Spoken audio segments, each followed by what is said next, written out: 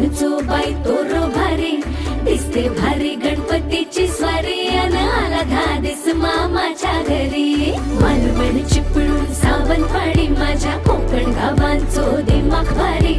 दिसते भारी गणपतीची स्वारी माझ्या कोकणा वाटे तुम्ही वलवा गाडी धमाधमान हाका गाडी माझ्या कोकणचो रस्तो नागमोडी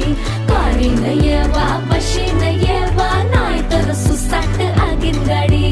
मुंबई पुण्याचे रस्ते सोडा माझ्या कोकणा वाटे तुम्ही वलवा